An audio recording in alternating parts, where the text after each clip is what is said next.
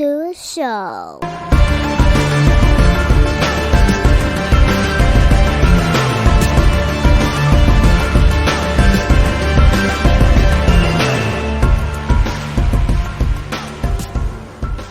What's up, everybody? Welcome back to another episode of Off Mess Podcast.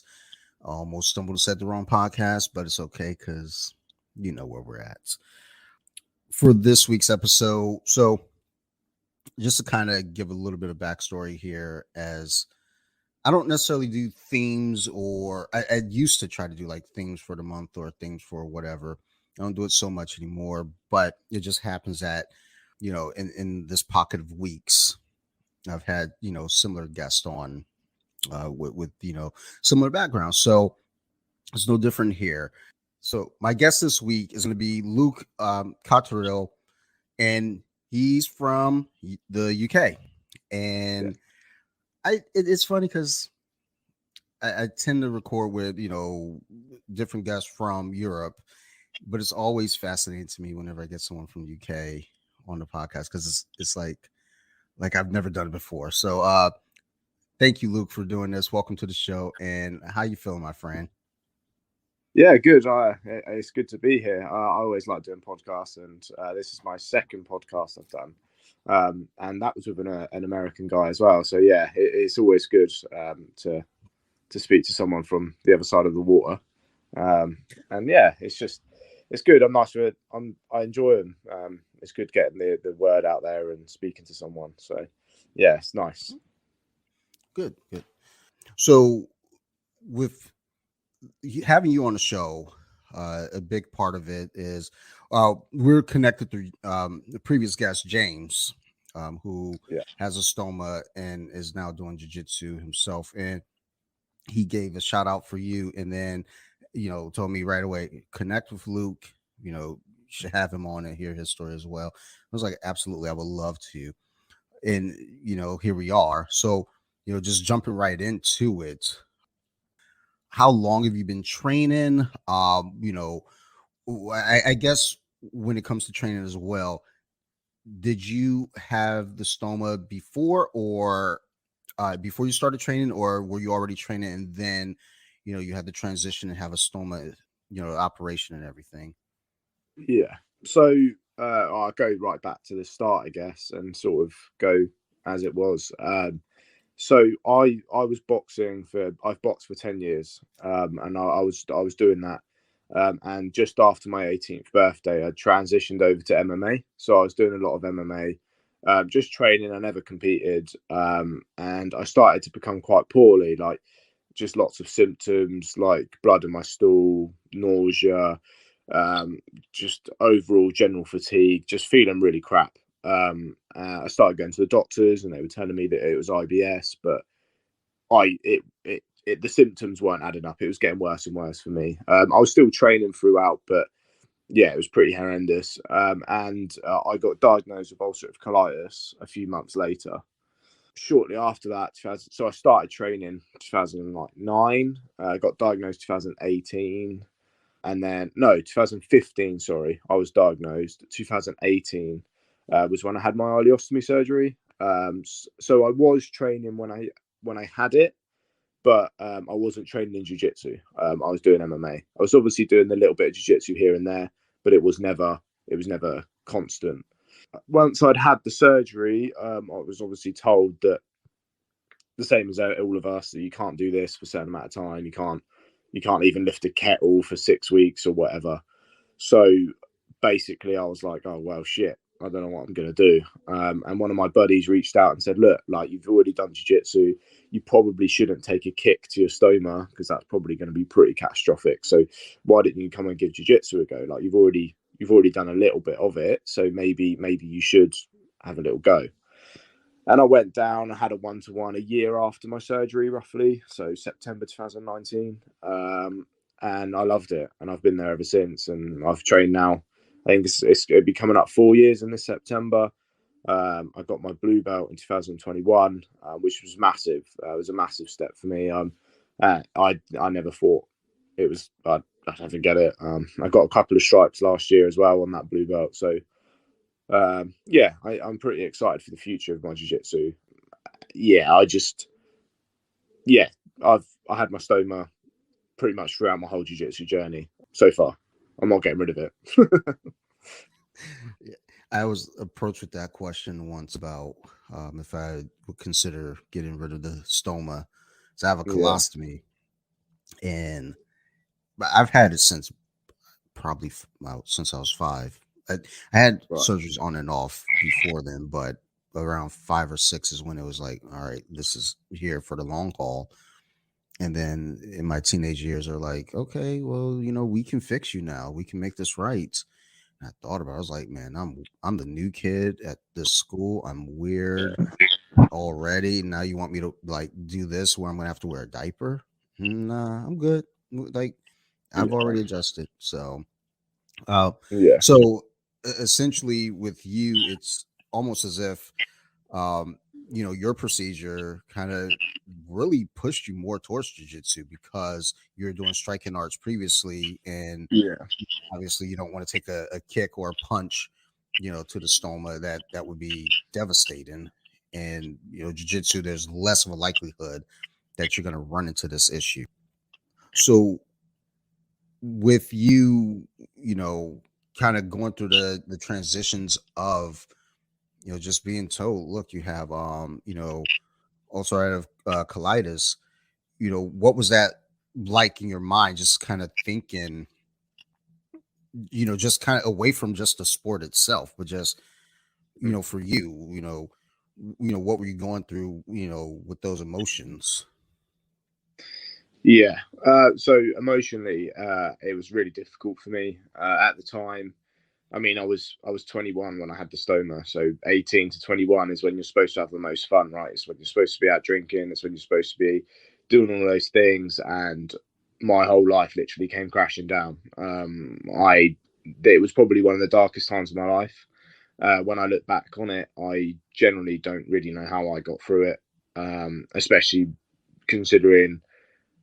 I mean, I was training a good year into my diagnosis, but the last 3 years before I had my ileostomy surgery, I couldn't do anything. I was in too much pain. I was having too many accidents. It was pretty horrendous. I went.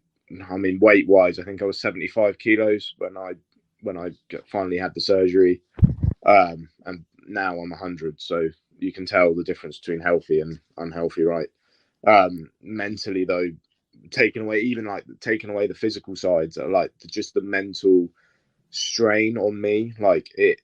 Yeah, I didn't think I was ever going to be normal again. I thought my whole life was over, and to be honest, there was points where I did consider like taking my own life just because of the mental aspect of it. I didn't have anyone to talk to. Like, I didn't even know what ulcerative colitis was until I was diagnosed with it. I'd never heard of it. So like, and all my friends just thought, oh, it's all right. It's just stomach ache or it's just stomach cramps. It's not. It's horrific. I mean, it's probably, other than some of the more horrible conditions, it's probably one of the worst things I've ever gone through, or ever seen anybody go through. I've seen friends go through it now, and it just changes your whole life. And yeah, it really messed with me mentally. I mean, even to the point now, like I'm 5 years since I had that surgery, and if I go anywhere new, the first thing I want to know is where the toilet is, and that stems from that original condition. It's just a mental thing that I have to know. It's just I mean, obviously it helps when you have a stoma, but yeah, it's what just I think that's just because of the trauma that I went through and maybe the embarrassment that I went through when I was younger. I think that's something that might be ingrained in a lot of us, even though I've had this all my life. That is the first thing I look for is, I go anywhere, I gotta look, where's the bathroom? And I don't have a lot of issue with it, but for me, you just never know what could happen, especially at, like, if we go out to eat or something. I think that's kind of my big thing because for me, the food kind of runs right through, and then I Yeah, gotta be prepared. So yeah, I can imagine, just difficulty going through that, especially during those formative years, those party years, as we would call them in Yeah, life. So, but looking through your Instagram and kind of checking out and everything, I was like, I mean, we're looking good. We're looking good. I mean, yeah, I went to see my GI many years ago for the first time. I met a new one, and I walk into his office, and this was, I was jacked. I was lifting weights and just looked like, I was ready to eat another human being. And he looks at me. He's like, "Oh, I'm sorry. Can I help you?" He was like, "Yeah. I'm here to see, Doctor So and So." He was like, "And you are?" And I give him my name. He was like, "Oh my goodness. You don't look yeah, like my regular patients. Like my regular patients look like they just, got off a desert island and hadn't eaten for weeks, You like, and I think one of the things that worked for me again is I've had this all my life, so I've kind of grown into and gotten used to, just eating how I eat and lifting and being active. For you, is there, like, when you started off, was there a specific diet or anything that you had to eat specifically or couldn't eat specifically? So when I first initially had my stoma, they told me I had to do a low residue diet, which I don't know if they do that in the US, but in the UK, that's kind of how they approach it. And it's basically anything that you would consider rubbish. So like white food, like white pasta, white bread, like all the stuff that's just really easy to digest. Like to be fair, they even told me to like eat fast food a lot, like McDonald's and stuff like that, just because it's easy to digest and that you're going to put on the weight. Um, Now I have to avoid any like corns, like sweet corn, popcorn, like anything like that. I had the unfortunate situation where, like, I think it was about a month ago now. I ate some peanuts, and it landed me in the emergency room just because, yeah, I got a big blockage, and they were thinking that they were going to have to operate. But I did eat like 500 grams of peanuts like an idiot. My surgeon definitely bollocked me for that. And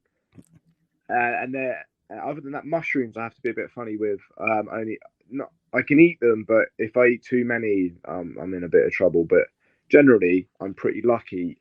I can pretty much eat a lot of the stuff that I couldn't eat. When I had colitis, I couldn't eat anything. It was insane. I was literally eating butter sandwiches at one point just to try and keep food in. Like, Wow. Yeah. When I was younger, I remember I could only eat like applesauce yeah, and no. Now, to be fair, this was like the late '70s, early '80s when that was for me. yeah, So they didn't really know much of anything at the time. I feel like nowadays, if a child is born, they're like, oh my goodness, you know, let's take. Oh my god, what's going on? Oh, they have a basically a blocked anus or it's not formed is what happened to me. My anus never formed. My asshole didn't form, so I couldn't shit. Jesus For Christ, those that are listening that are like, oh my god, we weren't expected to get into this kind of topic on the podcast. Well, it's off the mats. That's what we do. But yeah, like when I was little, they were just scared. They didn't know what I could or couldn't eat. So like, look, applesauce seems to be the safest thing. That as I'm older, not as a baby, but like when yeah, I'm like in that two 1 through like 3-year old stage. They're like, here, give them applesauce. Eventually I could start eating like baked chicken when I got a little older, and it was just like, God, man, this sucks. It's like as a little kid, I knew this was trash. I was like, man, applesauce again. like, yeah. I'm sure there's got to be something else, but such is life. Um, but yeah, I think was it what we're in 2023, so 7 years ago. I got really sick. I had a blockage. I ate a mango that wasn't ripe, Right. Yeah. and it got stuck, and I didn't realize it. And this was me kind of at the tail end of like doing this lifestyle change and fitness and like changing my diet. So I was eating healthier, and I didn't bring lunch that day, so I ran up to the nearest market, bought like a pre-cut pack of mango, and I was like, okay, I'm doing good. I'm gonna eat these mangoes. And I'm looking, I was like, something seems kind of funky about these, but it's mango. What's the worst that can happen? The next day, my stomach's hurting the whole lot. I was like, damn, dude, this don't feel right. And I was like, okay, whatever, no big deal. Then the day after that, I was like, I'm in a lot of pain. Let's go to the ER.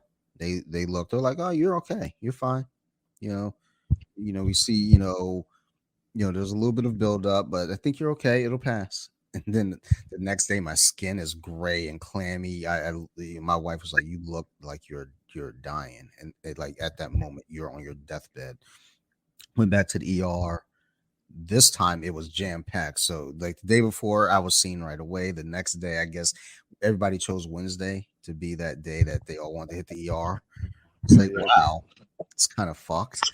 But and my wife, she went up and she told him, was like, look, I know there are people ahead of him. I get that. I'm not asking for him to get bumped ahead of anyone. Can we at least get this dude an IV or something? He is like, look at him. And they came out, I'm like laying in the lobby on a bench, just curled up in the fetal position. My wife is fucking 39 weeks pregnant at the time, too. So it's like they looked at me, they looked at her, they're like, oh my God, get this guy in the back. And um they eventually, once they get me to the hospital, because they have to transport me from there to another hospital for some reason, they took some scans and they're like, look, you have a blockage in your intestines, and here are the options. We can cut you open and take it out. There's going to be some scar tissue, and then it's just going to happen again in about 4 years, or we can put this tube in your nose and drain you. And I was like, go ahead and put the tube in my nose. And I'm thinking this is something they're going to wait to do, like maybe, an hour later. Nope. She pulled the package right out of her pocket and was like, all right, let's go ahead and put this tube right in your nose. And in my mind, I'm thinking, oh shit. What if I want to change my mind? Like, y'all are like serious. And as she's putting the tube in my nose, I'm just looking at her like, girl, I will never forgive you for this. Like, I don't even know your name, doctor, but I'm angry. But that Yeah. anger didn't last long because they were saving me. Um, but yeah, and my wife Mate. made fun of me because 2 days prior to eating the mango, it was kind of that cheat meal day. So I had a whole bunch of Oreos. Like I probably ate a whole bag of Oreos. And my wife goes, oh my God, if they see that you ate all those Oreos, I'm gonna be so embarrassed. I was like, you don't need to be embarrassed. It's me, the one who's the asshole. But Yeah. it sucked, Yeah. and mm, I was Yeah. scared. Yeah. They when I was recently in hospital, they told me that I needed one of those tubes up my nose, and I was like, "Yeah, no, you can get fucked. I'll die before you put that shit up my nose. Like, literally, I will fight this whole entire hospital before you put that tube in my nose." And they were like, "Mr. Cotterill, if you don't have it, you're gonna need surgery." And I'm like, I'll wait." And the consultant came around in the morning, and he was like, "No, you didn't need the tube." And I'm like, "See, tell that guy over there that I didn't need the tube." And yeah, it's just like I was ready to throw hands over that tube. I can't lie. I, there's nothing. I've just seen so many horror stories of those NG tubes. It's like, and I'm not having it. I never had to have it when I had my surgery either. So I just didn't want it. I had one, being younger and just being in the hospital, every so often I come out of surgery and I'd have a tube in my nose, and that was one thing. But to have that shit put in wide awake, Nothing. Fuck that.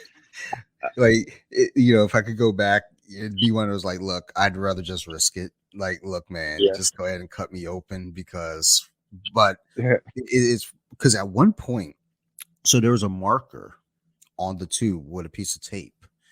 And I didn't notice it. I was in the hospital for I think 5 days. I think around day 3, one of the nurses no, the doctor came in and saw it, and she goes, "The tube, it looks like it's coming out. We're gonna have to push this back in." So Oh, there's a nurse sitting there next to me, and I could see what she was saying because the fluid that was coming out, it was like initially all like black. It was like black. It was like brown. yeah. And Yeah. now I can see the fluid that's coming out was not it wasn't as much, and it was like a lot lighter. So I thought I was doing well. No, the shit wasn't in far enough anymore. So the nurse looks at me. She's like, okay, I'm going to just come over. And I was like, and I looked at her, I grabbed her hand. I was like, no, I'm going to do this. And I just started pushing it back in, staring at the doctor, like just that death stare, like, I don't want to be here. I know you're saving my life. I get this, but this shit sucks. And I'm just pushing. Yeah. And like, I got to a certain point where they're like, okay, it's far enough. And I just kept pushing. I was like, fuck no. Like, I Yeah. want to make sure it's in. I want to get out of this son of a bitch. And then when they went to put the tape back on, kind of hold it in place, I asked them to put like some extra tape and leave a roll there too, because I'm not, the shit sucks. I had the hiccups a couple times because of the tube. Oh, Like yeah. there's one night it was so bad. Like I had the hiccups for 2 hours. I started Jesus Christ. crying. Like Yeah, I mate. broke down in tears. Like Yeah, I didn't mate. know what to do. Yeah. The hiccups are pretty horrendous as it is. Without 2 hours worth and the tube up, it's like Yeah. Jesus fuck. Oh, There was just, it was an experience that I don't want to ever relive. And when it comes up, because I posted it on my Instagram before I had BJJ Wiki up and running, and it comes up in the memories every so often. I'm like, fuck. I mean, yeah, fuck. it it's also, it was a week before my daughter was born too, so that's also kind of one of those weird like connections. It's like, oh, Yeah. her birthday, Yeah. a week prior to your birthday, I almost died because I ate, and I haven't eaten mango since. No, mate, I'll never eat anything with nuts in ever again. Man, Scared me for that. God, me yeah, scared. I'm traumatized. They give me PTSD. Those peanuts. Right. yeah. Same thing with mangoes, and I used to love mangoes. Now my wife gets mangoes. Anytime my wife brings home mangoes, I just look at her like, really? That's what we're doing now? Like, are you mad at Every me? time we pass peanuts in the shop, my girlfriend's like, do you fancy some nuts, babe? And I'm like, oh fuck, no. Uh, Jokes about it constantly. Like she thinks it's funny, but at the time she was not laughing. it's interesting how we can have these types of experiences when it comes to like a horrific experience, and now you look back on it, and I still look back on the hospital stay as kind of like, man, that sucked, but you find the humor in it a little bit and try to smile and laugh. Just think about, there was a point where my hip was hurting while I was on bed rest, and I asked for anything to relieve the pain. So they put some Tylenol in my IV. I was like, okay, that's simple painkiller, over the counter, way to go. Now the recommended dosage time was like every 6 to 8 hours. About 4 hours in, I says, hey, I think it's wearing off. My hip is hurting. They're like, this shit sucks. And I was like, can I get some more of that Tylenol? They're like, well, no, it's recommended we do it every 6 to 8 hours. And right now you're at around just over 4 hours, but we can give you some morphine. And I was like, are you fucking kidding me? Like, that's a little extreme. like, like morphine, like you went from Tylenol to morphine. Like, Jesus, okay. And the morphine was every 4 hours. So Yeah. I don't know, man. But they pumped me up with some morphine, and then I started watching ice hockey around midnight. Yeah. And Right. let me tell you, dude, it was a blast. I love hockey anyway, but watching hockey on morphine is one of my fondest memories of that time outside of becoming a parent a week later. But Yeah. Yeah. I was like, oh my God, this is great. I don't even know who was playing. It was the playoffs. So I was like, yeah. So for you in your, athletic life, Mm. were you doing any other sports besides just boxing before, Uh, and do you do anything now besides just jiu-jitsu? so I do. Back then I just used to box. I boxed since I was about 9 years old. It's just been a constant thing in my life. I was bullied pretty horrifically, so my mum chucked me into boxing. Uh, but other than that, no, not really. I tried judo when I was a kid, and I absolutely hated it. I got thrown on my head so hard. I was just like, yeah, no, that's not for me. And then like I said, I did a little bit of MMA. Now, now I just do jiu-jitsu. To be honest, like I'm thinking about getting back into boxing and stuff. But at the minute, I'm just kind of focused on jiu-jitsu. I'm kind of focused about climbing that ladder. Hopefully, looking at that purple belt and the brown belt in a few years to come. But yeah, I'm enjoying it. I'm struggling a little bit with jiu-jitsu lately, just with a bit of motivation because I've been in hospital a month ago. I'm just feeling a little bit fragile around jiu-jitsu. So I've been training about 3 times a week at the minute, but yeah, I'm just going through a bit of a stage where, well, almost, I wouldn't say I fell out of love with it, but there's a little bit of that going on. Not quite blue beltitis, but it's definitely like some sort of, I don't know. I think it's just more that everything that happened a month ago, being really sick, it's kind of knocked my confidence a bit, maybe. But yeah, at the minute, jiu-jitsu. I definitely get what you're saying with the you're not out of love with it, but it's definitely it's definitely it's kind of a roadblock right now. Um, Yeah, like right now, I'm dealing with my own stomach issues. I'm not even sure what's going on, and I'm in between insurances right now. So people are like, "Well, go to the doctor." It's like, yeah, it's not that easy. Like I'm talking to friends who are over in Europe, like, you should just go to the doctor. It's like, yeah, I would, but I yeah. don't know if you I guys forget. know this about us. Yeah, I forget that you have all that to deal with. I mean, yeah, I don't know. Like I'm lucky that we've got the NHS. Like, yeah, Ooh, in a in way, the I'm not sure. To be Yeah, honest. I've heard like kind of mixed things here and there. I have a friend, she's from the UK, but she lives in Madrid right now. And from time to time she'll talk about using her private insurance, but she doesn't use it all the time. Just in like extreme situations. And it's like, well, that's cool. You do have the option there. Like here, I'm in between insurance just because I switched jobs and I picked up the new insurance and it was ready to go. Then my wife was like, "Well, can we move to this insurance through them?" And I was like, "Fuck, okay, we can do that then, since it's open enrollment and we can now make changes." And then they're like, "Okay, everything kicks in on July 1st." And I was like, "Okay." So I could technically go to the doctor, but if I have to stay in longer, you Yeah, know, the lapse and everything, I'm sure it will all work out on its own. But it's yeah, like, you know what? I don't want to deal with the headache. Let me just power through what I have, what I know, and just I'll be fine. But yeah, whatever. We're fighters. We're fighters here, Luke. We make it yeah. through. We're surviving. Yeah. Um, so speaking of, again, kind of where you're at in jiu-jitsu, said you're kind of, at, kind of a, not a plateau necessarily, but just kind of at a, I guess, crossroad, maybe, where you're Yeah, like, hey, you're not, the joke is always that blue belts quit. And the fact is, jiu-jitsu's hard. Lots of people yeah, quit, not just blue belts, but yeah. you know, where you stand right now with it all, and trying to get back, kind of into it. You said kind of had a medical scare recently, Mm. and coming back.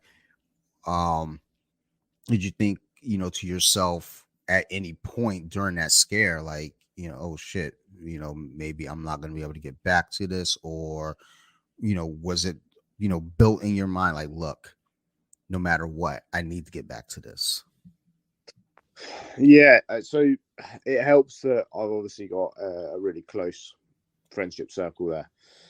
So all my buddies that I've got now, we're all from jiu-jitsu. Like, even all my social life is jiu-jitsu based, purely because everybody else that I've known before jiu-jitsu couldn't stick around long enough to see me either beat what I had, or I don't know, they all just didn't want to know. So that obviously kept me there. Um, I think that a lot of the time that I feel like people quit at blue belt most commonly is because I feel like it's the time that you've been. I mean, most blue belts, we're talking 4 or 5 years for most blue belts, and that's a long time to be committed to something. That just is like, I don't think people really realize the level of commitment that it takes to do jiu-jitsu. And then they get that blue belt and they get to sort of the 4 year, 5 year mark, and they start thinking, oh, I'm sick of this now, or I'm bored of this, I want to go start something else, or a new hobby takes over, or kids come along, or that. Do you know what I mean? There's so many things that can happen in 4 years. And for me, it's not really that anything's really happened. I had this medical scare and it's knocked my confidence a little bit.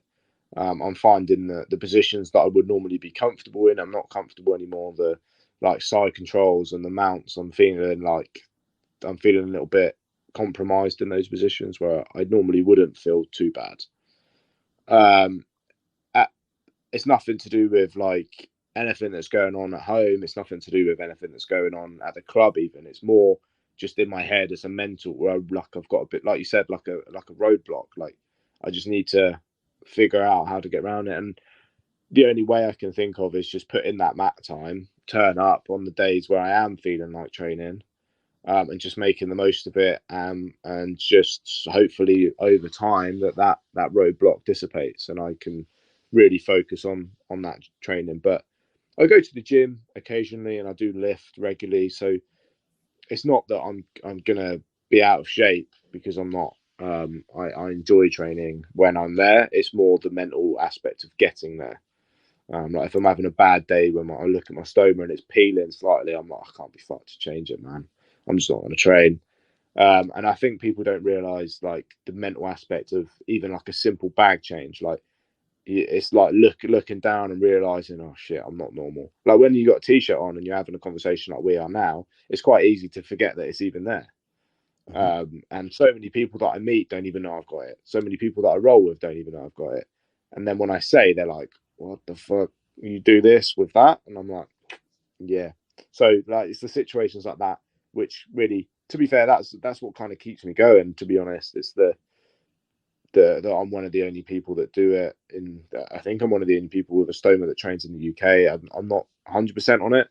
I would like to think that there's probably a few, but not that are like socially talk about it. I'm definitely one of the only people that advertises that I do jiu-jitsu with a stoma in the UK. Um, I would love to find more people. I would love to create some sort of like WhatsApp group for all the people that do jiu-jitsu with a stoma, so we can all just be like, "Yo, this has happened today. Like, what? Like, how have you got? Has anyone felt like this before?" Because like this is the first time that I've ever spoke to somebody that's trained jiu-jitsu the same sort of time as me and has a stoma. Like I've spoke to like some like white belts and stuff, and that's fine. Like you're a blue belt, aren't you? Yes, sir. Yeah, yeah. So like it's nice to be able to talk to like a fellow blue belt and just be like, yo, like, is it? Am I good? Like, is this? Like, it's just weird because I've never had that. I've never had that. Like everyone that I've ever met is either I've met a guy that's a purple belt with a stoma and a guy that's and James. They're the only two people that I've spoke to. So it's nice to talk to someone that's sort of in the middle. Yeah. And that's the thing. When I opened up about it in 2015, I, I just started training. I want to say about 4 months in, I put up a post because most people in my life, friends that I grew up with, didn't know I had it. Mm. And I put up a post on Instagram of myself and my gi showing my bag. And I can't remember what it said. It wasn't anything inspirational. It was just like, hey, man, I got a colostomy and I train jiu-jitsu. What's up? Yeah. And, I had a few old teammates from football message me. I was like, dude, you had that while we're playing football. So, yeah, it's like, I mean, again, I've had this all my life. So, you grow accustomed to moving and maneuvering with it in place. So, I never ran into any real issues, playing any sports. It was more that I ran into issues with because a couple people knew who were younger. And, when you're younger, people like to, make little shitty comments. So Yeah. you got to, you know, kind of defend yourself on that. But it was never anything physical that I had to worry about. And in 2015, I put the post up, and I went on Facebook and found a few groups of like athletes with stomas and athletes with ostomies and things like that. And I'm in the groups and I'm looking around. I'm like, these are all people who run and who swim. Yes, they are Yeah. athletes, but we're not the same. And No. there was one gentleman in the group. Um, he is from Detroit, Michigan, which is where I actually was born, and he boxed and he had a stoma, and we got to talking, and I was like, oh my god, like someone else that does a combat sport with the stoma, like, Yeah. yeah, I tell me your ways, like I Yeah. must know more, especially because he's doing a striking art. And I was like, Yeah. how do you do that? Because I did kickboxing once. I bumped shins with somebody and said, I think I'm done. I'm gonna go ahead and go back to jiu-jitsu. Fuck this. Mm. But it was nice to see a group of collective people all with stomas. It's just like you said, like it'd be nice to get a group of like people who do jiu-jitsu or Yeah. wrestling or Muay Thai, Sambo, any of these things. And honestly, he's like, once she said, it's like, shit, all right, I guess I got some work to do now. Let me go Yeah. like figure something out in the next couple of days and put it together. See if I can, get a collective together, put you and James in there. So I sent an email to IBJJF because I wanted to compete in the DC Open when it was here, but you can't wear a rash guard under your gi. Yeah. And my coach was like, well, send them an email, let them know your situation. So I sent them an email. They got back to me pretty quickly. I appreciate that. But they told me, nah, rules are rules. Put on a neoprene brace and you'll be okay. Yeah. But And a couple things went through my mind with this. My first thought was maybe they've encountered someone else with a stoma and this was the solution. Maybe, or maybe they don't know what I'm talking about and they yeah. just assume, oh, just throw this because I could put the brace on. I do actually train with a neoprene brace on now Yeah. as an Me too. extra layer of padding, Yeah. but it's not the most helpful thing if I'm doing it like if I were to train without a shirt on under my gi. It would Yeah. ride Like, up and expose the yeah. bag. I when I haven't competed. I've competed, but I haven't competed under IBJJF. I competed under like private stuff, and I've messed with the organisation, and they're like, "Yeah, nah, cool, man, just wear your rash guard." Because I wear a hernia support belt, Okay. and that I wear that, then a rash guard, and then my gi. And if I'm not doing gi, then it's just obviously the rash guard. And I don't have any issues, man. But I could see, like, I've said to my coach, like, if I have to compete without a rash guard, I ain't competing. Like, there's too much risk there. Like, it can peel off. It could, I don't know. There's just Mhm. rash guard's a little bit like a comfort blanket, isn't it? Like, it's just that extra layer of security to know that your bag's not going to get ripped off. Yep. Yep. Like for me, so I had one incident during training. For most times, I'm okay, but I had one incident. My bag leaked, and I don't know. It was like kind of a blood type mucus thing. Again for the listeners listening, like, oh my god, we didn't know what we were getting into. Look, man, y'all almost 40 minutes into this. You should have known. Y'all should have known this me. But Yeah, um, he got on one of my teammates, and he was kind of a dick about it. No, that was, I didn't make any issue about it. But I apologize. At the end of class, we rolled pretty close to the end. But once class was over, I actually went over to him. And was like, "Look, man, if you don't mind, send your, I'll take your rash guard home and I'll wash it. I feel really bad about this. I'm so sorry." He goes, "Yeah, if you don't mind, because I mean, it was kind of a dick move." And I was like, it was like, the fuck, yeah, like it was like, my fault. yeah, like I chose for Yeah, my bag to fucking leak, you fucking cocksucker. So later on, like a week later, or so I'm talking to my coach because my coach at the time we're pretty tight, and I mm. mentioned it. He was like, "What the fuck did he say?" And I was like, "Oh boy." Um, like I like no, don't. don't fuck with him about Don't it. kill him. Don't kill him. Yeah. I think he did roll with him. It was kind of a tough role for the Yeah, kid. So, but the thing is, it's like, I know for us, having this, there can be, that those nerves and that concern, and for the teammates that are aware of it, at least on my end, I do appreciate those that are aware, that they try to be like, cool. Like, I had one guy, once he found out, I was like, oh my God, I don't want to do knee on belly. I feel so bad. And I was like, dude, just fucking do it. It's my job to avoid it.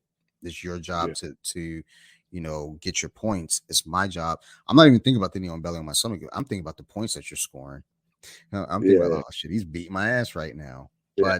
But had you run into any encounters in your training where you had an issue and someone was rude about it or disrespectful in any way? Nah, like so my club. So I've always been really open. And everybody that I train with knows about my stoma. Every single one. And since I've been training, I've only had two incidents where my bags leaked. The first one was when I was pretty new. I was a white belt, and a more experienced guy had mount, and he grapevine my legs and was hipping into my stoma, and the top of my stoma just like popped like a froob, and I was fucking covered in shit, man. It did. Luckily, it didn't go on him, but it went all up my rash guard. I think I looked like I'd been run over by something. It was ridiculous. And then the second time was a couple of months ago, actually. I dropped back for a footlock position on a guy, and he dropped for my foot at the same time as I dropped for his foot, and his big toe like just went like onto my stoma, and yeah, man, yeah, and it fucking sucked, and it just like cut the like it must have just like pulled a bit of the glue off the side, and yeah, it sprayed up me. It was on my chin and everything, shit, and yeah, um, and it was like a compressed like explosion. It was impressive. But both times, both guys were super fucking friendly about it. And yeah, I've never had an issue. My coach Martin, I can't like he pushes me to be what I am, and anybody that's a dick about it, he would put in an early grave, like literally, like I know that he would because he's that sort of he's supportive about it. And yeah, I've never had an issue really. All our guys are pretty good about it. There's the odd person that might treat me like I'm proper disabled, and that fucks me off. Someone will roll with me and they're like being super gentle, and I'm like, what the fuck are you doing? Like if you're not gonna roll properly with me, don't bother. Like if you're gonna treat me like some sort of invalid, I don't want it. But it's generally when that happens, if you just up the pace on them, they up the pace as well. So sometimes you just have to prove that you're not special. I guess I don't know. Yeah. Yeah, tough because you don't want to obviously go so hard and then get injured, but at the same time, you don't want to be that guy that people roll with and think, oh, we've got to be careful. Like I'd rather, like you say, I'd rather you do something and it be my problem if I don't respond to it properly. Like knee on belly is one of the positions that none of us with a stoma, it's just shit. It's literally shit. So you have to. I've learned to defend it, or if someone's going to knee on belly me, I'll just turtle. Let them have Yep. my back rather than knee on belly. Like sod that. You can take my back. I've Um, become I've gotten good at defending the back, like, yeah, just me too. because I don't want to expose my stomach. So I'll turtle up and give up my back Yeah, just to keep that knee on belly from ever happening. And yeah, the occasional time it does happen, I'm still shifting. I'm still was like, as long as it's not like pinpointed, the knee is directly on the stoma, I'm I'm fine. good to go. Yeah, So yeah, but yeah, it's it's good. good that your gym, and they're everyone's really cool about it. At my gym, everyone who's aware is really cool about it. It was just the one person who kind of stepped out of Yeah, pocket, but to be fair, that person's kind of a dick to most people in this weird, like, um I can't describe it, but you know, he's not well received. And the thing is, it's like as a teammate, you know, we work well with them. You know, we want to encourage, you know, your growth and getting better. But it's like, you know, we always say, you know, on the mats, we're all equal in terms of like, you know, we don't worry about, you know, your political views. We don't worry about your, you know, your race. We don't worry about any of these things. We're on the mat to achieve one thing, and that one thing is for us all to get better at the craft that we're training. So, you know, but that moment always comes to mind whenever I see him, because it's like, you know, and I've rolled with him since, but it always comes to mind because it's like, you know, don't be rude about it. And you know, I do my best not to be rude to him. I'm always, you know, polite. So And yeah, like I said, when it happened, I immediately, you know, went over after class, was like, look, dude, I'll wash that for you. You know, I am sorry. Um, but you know, whatever. It exists. but Um, some people are dickheads, man. You can't change that. Like yeah, it is just you know, and that's just the thing. It's like we didn't choose. Well, I guess to some degree, we're, you know, we choose to, like, if they say, hey, you want to get this fixed, and we say, nah, I'm good. So we choose it in yeah. that way, but we didn't choose to be made this way. No, Uh, no. so It's not. we don't have that It's control. faults. It's not our fault that we got given dodgy bowels as kids. Right? It's not our fault that for some reason we were designed to have a fault. Some people have faults elsewhere, you know, like some people have faults in their brains, and luckily ours was only our guts. So I'm grateful for the fact that it wasn't something that was way more catastrophic. And at the end of the day, I'm grateful for the fact that the surgeons were able to fix it, and I can still do jiu-jitsu and I can still do those things. Don't get me wrong, there's days where I sit there and I still, even all these years later, wish I didn't have it. I wish that I was normal, but this is my normal now, and unfortunately, it is what it is, and I have to get on with it. But there are days where I do look at it and I just go, man, I'd do fucking anything to have a normal ab. Like just a normal six pack would be fantastic instead of the one pack or the two pack that I would develop if I lost the weight, which I can't be bothered to do.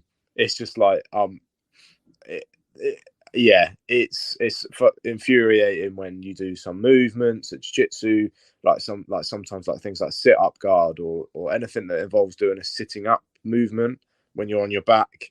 I just struggle with because of the core, and I look around the room and everyone's doing it fine, and I'm like, fuck's sake, like that's the sort of shit that gets to me. Or like sometimes I feel that I'm not as good as everybody else because of my stoma, but then I always say to myself, if you gave everybody in here a stoma, you're probably going to beat them because you've got used to it. Um, True. it's different. It's different for everybody, and I get that everybody has that thing, but everyone has that past, and everyone has a trauma these days.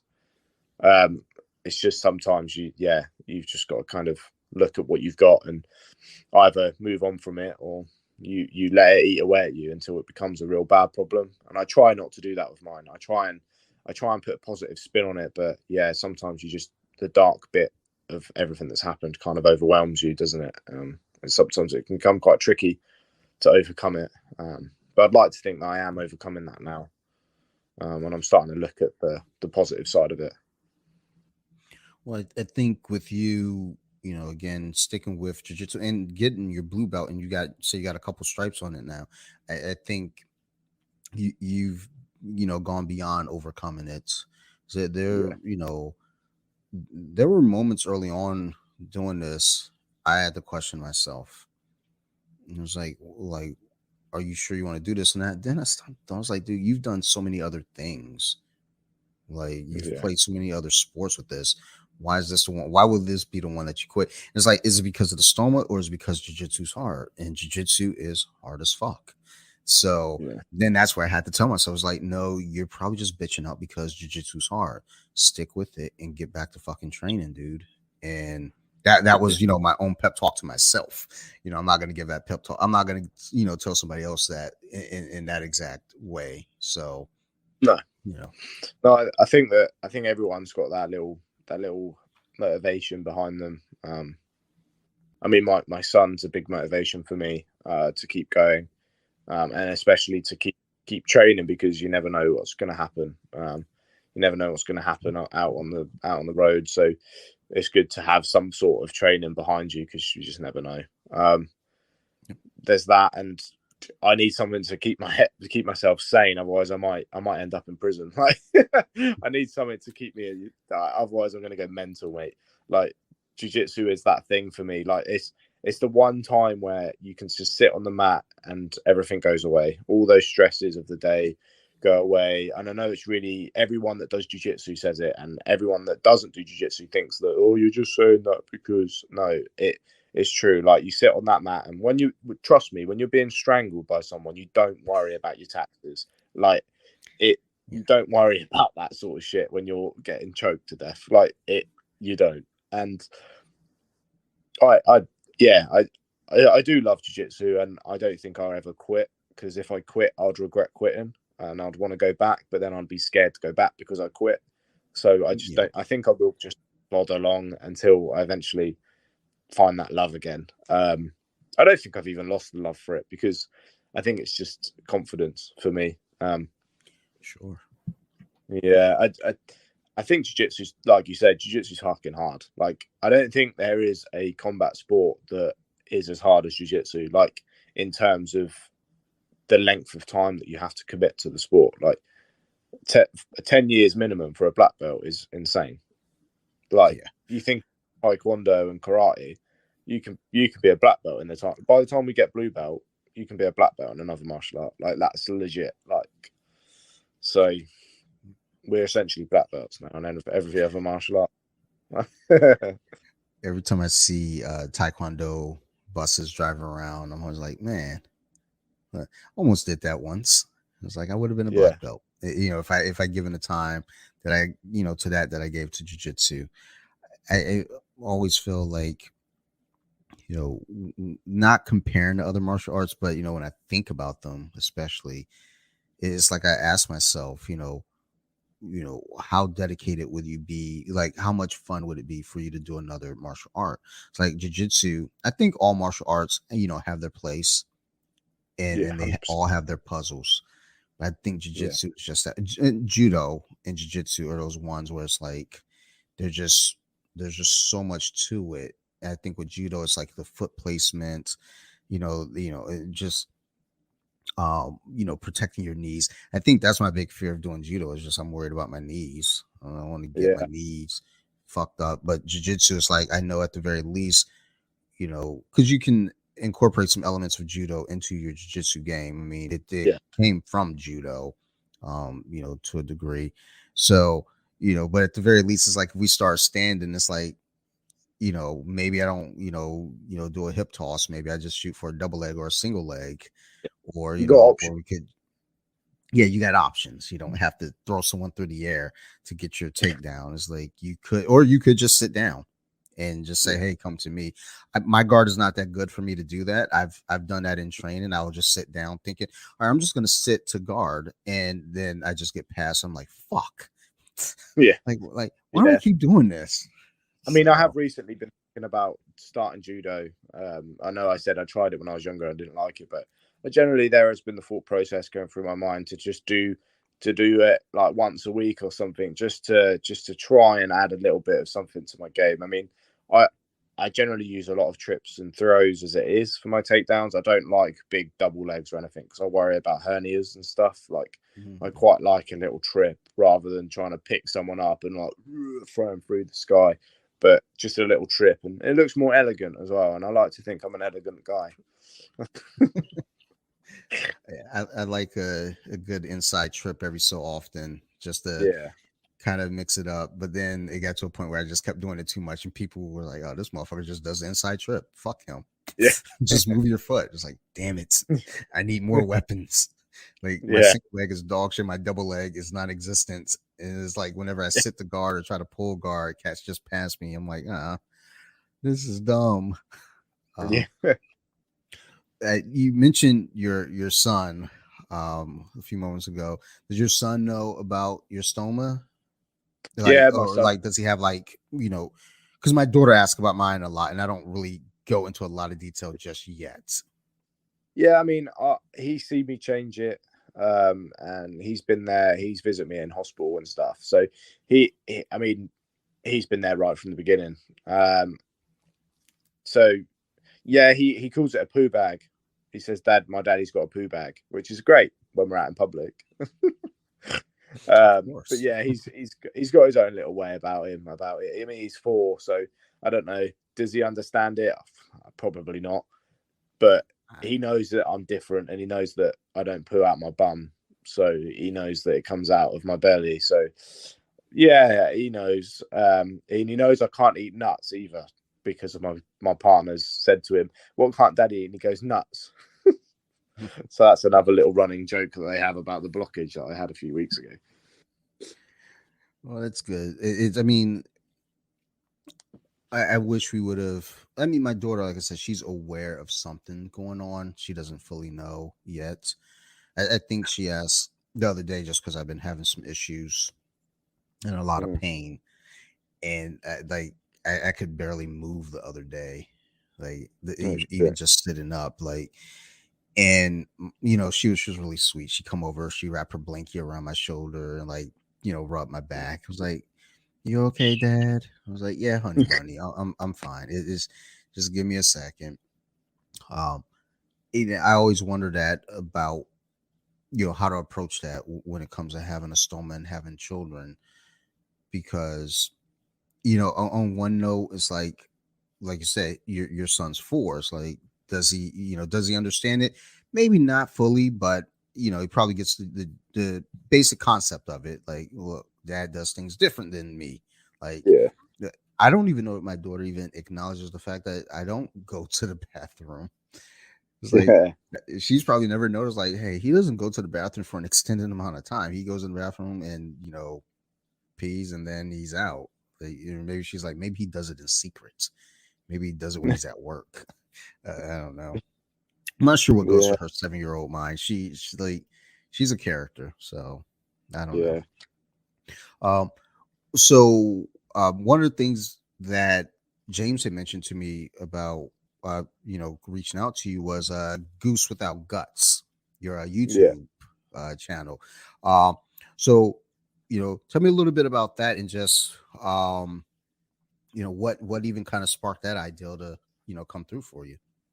Um, so originally, Goose Without Guts wasn't what I intended my YouTube channel to be. My YouTube channel was originally it was just going to be like vlogging.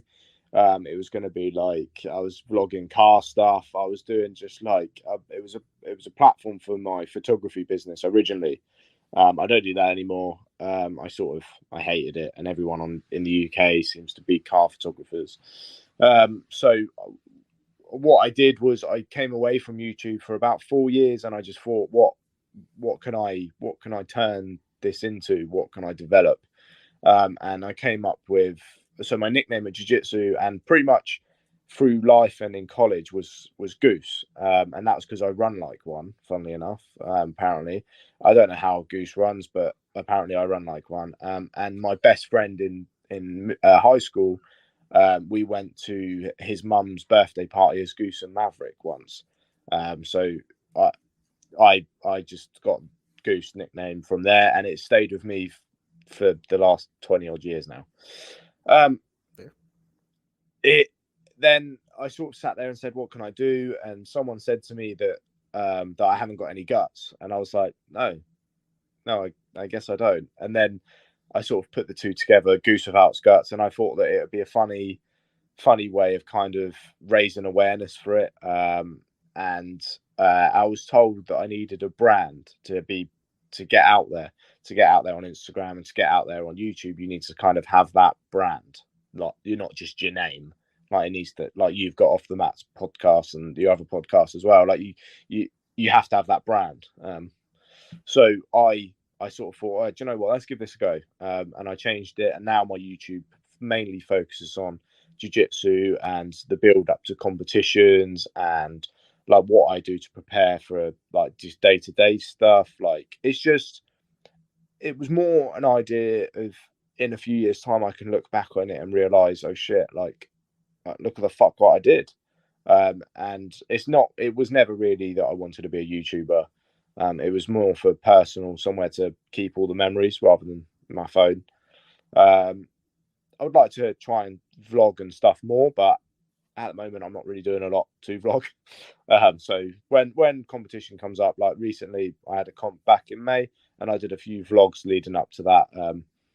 I didn't vlog on the day of the comp though, which I should have really, but I didn't. And then yeah, and then you've had a look on my Instagram again. That's just to raise awareness, and it's quite I quite enjoyed turning it into like a motivational thing, to try and get other people that have got. It doesn't even have to be stomas, just any sort of medical condition. Look to chase those things that you want to do. Don't give up just because you've got that condition.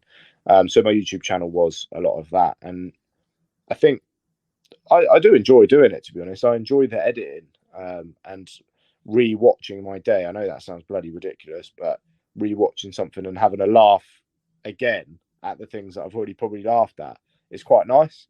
And you probably get the same from the podcast, like re-listening to that conversation, actually going, "Oh shit, that was quite good." Um, so yeah, I just kind of I really enjoy it, and I look forward to doing more as the time goes by, I think. Okay, good, good. Looking at it, I think there's definitely a unique thing to it because you know just in your preparation in itself, considering you have the stoma, that you kind of have to, you know, work around, or into your daily life anyway. And it's like, not that that's like the biggest aspect of your prep or the biggest aspect of, your being, because I think that's the thing too. It's like you don't want, something to become just your identity. It's like, Yeah, oh, here comes Luke, with his bag. yeah, It's like, well, here comes Luke, the badass blue belt, who also yeah, happens to have a bag. Um, but I think even still, that reaches though, because yeah, you know I did a video, early on, and it went on our gym's YouTube, and that's how James stumbled across me years ago. And it's like, someone's looking, someone's watching, we may not think it's, but someone's watching. Even when I do these podcasts, I'm like, wow, people listen. I was like, huh. yeah. But it's a good feeling, like to actually when you actually look at the numbers and stuff, you're like, oh, actually, people do like it. Yeah, I get very surprised at times where it's like, when an episode does really well, I'm like, oh my god, like why? Like, there's some Yeah, episodes that are like, like at the top of the list. I'm like, really, that one? Like, dude, do you hear how many mistakes I made during that one? Maybe that's why it's popular. Like, listen to this guy yeah, fuck up. yeah. Um, Any but that's press is good. good. Yes, that's true. True. Uh, it's good, just seeing, your like you said, raising awareness, and just being active, just in the ideal Yeah, of just letting people know, it's like, no matter what you got going on, don't let it stop you. You know, yeah, whether it be, you have a stoma, or you have and it's easy for us to say, it's easier said than done, but it's like, find it within yourself to, really push through. That's the yeah. I key. mean, I kind of live. I live by a couple of sayings. One of those being that the sun will still rise tomorrow. So regardless of how shit your day has been, the sun is still going to come up, and it will go down again the next day. So just live in the moment, and really focus on the fact that you're not going to be here forever, and that I got given this opportunity to be almost get this second chance. Because let's be real, without these stoners, we probably would be dead. And I mean, I know I definitely would have been. So I just, yeah, the sun will still rise tomorrow. And then the other one is this too shall pass, and that is a positive and a negative. So anything positive will pass, and anything that's negative will also pass. And yeah, I think that it's quite important to have those little mementos, to sort of to remind yourself, yeah, no, we push through. and I mean, I always look at the negatives in life, and I try not to, but I always focus on those, and I generally forget about the positives. I generally forget that I've done all these things. But yeah, I think that's normal for everybody. I just sometimes I get lost in the negative and forget about the positive. And my girlfriend's very pushes me for the positives, and quite frankly, I'm very grateful for her. Without her, I don't know if I would still be pushing for it. I mean, she pushed me to train yesterday, and she's very understanding, very supportive, very supportive. I know she hasn't got a gun to my head. It's good to have that support system there that in the moments where we may not believe in ourselves, they believe in us. And I think that is an absolute um important thing to have in anyone's corner. So good. So Luke, I think that's a good spot to wrap up on. Uh, thank you for doing this, man. I do appreciate it, and thank you for your patience with rescheduling and everything, and getting here to this moment. So I do appreciate it. Before we get out of here, do you have any shout outs or mentions you'd like to drop for us? Yeah, obviously, I'll shout out my YouTube. Go give it a follow. It's Goose Without Guts. My gym is Isle of Wight Brazilian Jiu Jitsu Submission Grappling. I can't. If you're ever in the UK and you ever come to the Isle of Wight, come visit us. Friendly club, very supportive, and the head coach is great. And yourself, like if you're listening and you don't know who Off the Mats podcast is, give them a follow and make sure you listen to everything else that's below. Well, thank you. Thank you. I No appreciate worries. that. And as always, to all our listeners, thank you. I do appreciate everyone who tunes in. I appreciate everyone who is just there, who supported the podcast. We're coming up on 3 years, dude. And this is Yeah, crazy. I didn't think we were going to get through 2 months. I had yeah, guests falling out and like not showing up on the day to record, and I was panicking. So I didn't think we would make it past 2 months of recording, but here we are coming up to 3 years. So everyone, I can't thank you all enough. Thank you. If you all have any questions, concerns, criticisms, anything, feel free to reach out. You can find me at bjj.wiki on Instagram. You can find me at Off the Mats Podcast on Instagram. If you stumble upon this podcast and you know you're like, you know what, I like scary movies, go check out my horror movie podcast or podcast and Instagram. So you like horror. If you're looking for it on Instagram, all the words separated by underscores. Um, but thank you, everyone. I want to give a big shout out, as always, to our crew over there at Nerd Age Radio. Um, Bobby, Chris, Joe, Marilyn, Phil, you know the crew. If y'all been listening to this, y'all know. Because I'm gonna be honest, sometimes there's too many names, so I forget. So you all probably know I don't. You know better than me.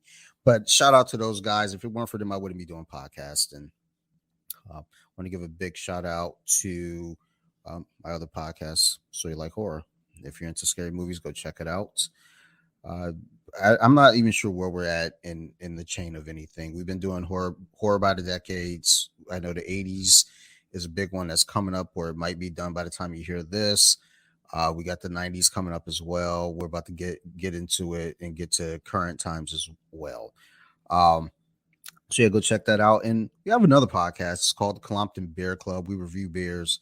I'm going to be honest that we review the beers, but really all we do is talk shit. We're just talking about current events and sports.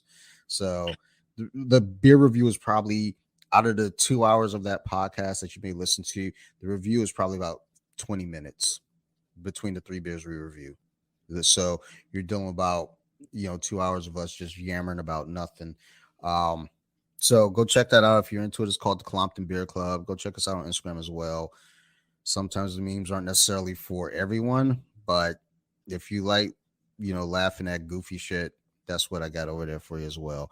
So yeah, and also last and big shout out here to my guest, Mr. Luke Cotterill. Cotterill. Yeah. Yep, that'll do. Got You're it. good.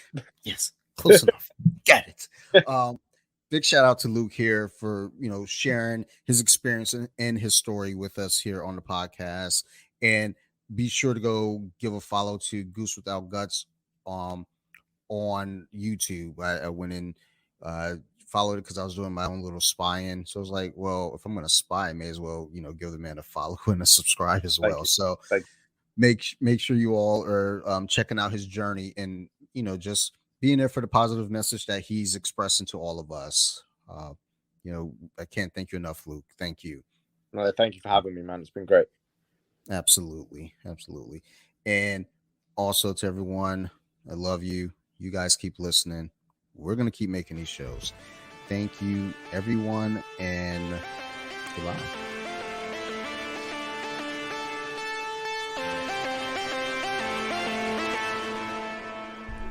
Deep with it.